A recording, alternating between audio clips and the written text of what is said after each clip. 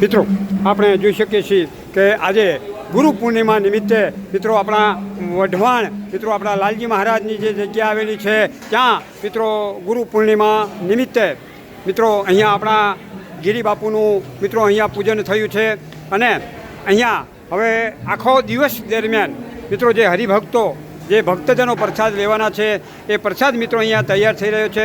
લગભગ મિત્રો આખા દિવસ દરમિયાન લગભગ 2000 જેટલા હરિભક્તો અહીંયા પ્રસાદ લેશે. તો એનો જે પ્રસાદ મિત્રો અહીંયા તૈયાર થઈ રહ્યો છે એ મિત્રો આપણે જોઈ શકીએ છીએ કે આ પૂરી તરવાનું કામકાજ મિત્રો અહીંયા થઈ રહ્યું છે અને સાથે સાથે આપણી જે બહેનો જે છે એ અહીંયા આપણે પૂરી વણવાનું કામકાજ કરી રહ્યા છે એ મિત્રો આપણે જોઈ શકીએ છીએ. આ પૂરી વણવાનું કામકાજ ચાલુ છે.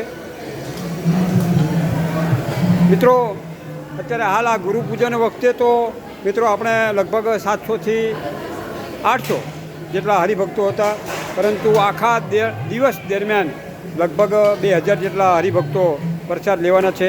તેની મિત્રો આ પૂરી વણવાનું કામકાજ ચાલુ છે અને પૂરી તરવાનું પણ મિત્રો કામકાજ ચાલી રહ્યું છે. મિત્રો આ ફૂલવડીનો પ્રસાદ મિત્રો આપણે આપવાનો છે એ ફૂલવડી મિત્રો અહીંયા તૈયાર છે. મિત્રો આપણે અહીંયા આપણા વઢવાણ લાલજી મહારાજની જગ્યાએ મિત્રો આપણે જે મહાપ્રસાદ લેવાનો છે એ મહાપ્રસાદના મિત્રો આપણે દર્શન કરી રહ્યા છીએ. આ મગસના લાડુ, મગસના લાડુ ચોખ્ખા ઘીના હો, આમાં સહેજ પણ ભેળસેળ નહીં. એ દિવ્ય મગસના લાડુના પ્રસાદના મિત્રો આપણે દર્શન કરી લઈએ તો પણ આપણને લાગે કે નહીં, આજે આપણે ગુરુ પૂર્ણિમા નિમિત્તે આપણા લાલજી મહારાજની જગ્યાના દર્શન કરી લીધા છે.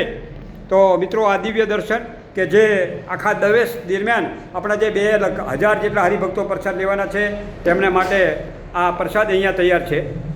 જો મિત્રો આ બટાકાનું શાક મિત્રો અહીંયા તૈયાર છે. આ બાજુ દાળ છે, અહીંયા ભાત મિત્રો તૈયાર થઈ ગયા છે. તો મિત્રો આવી રીતે આપણા ગુરુ પૂર્ણિમા નિમિત્તે આજનો પ્રસાદ મિત્રો મગસ છે, પછી ફૂલવડી છે, પછી બટાકાનું શાક છે, પછી દાળ ભાત અને પૂરી આ આજનો મહાપ્રસાદ છે. અને જમી લીધા બાદ અમીનો ઉટકાર એટલે સાથે સાથે છાશ પણ મિત્રો આપવાની છે. તો આ દિવ્ય દર્શન કર્યા મિત્રો આપણા આજના રસોડાના. તો બોલો લાલજી મહારાજની જય.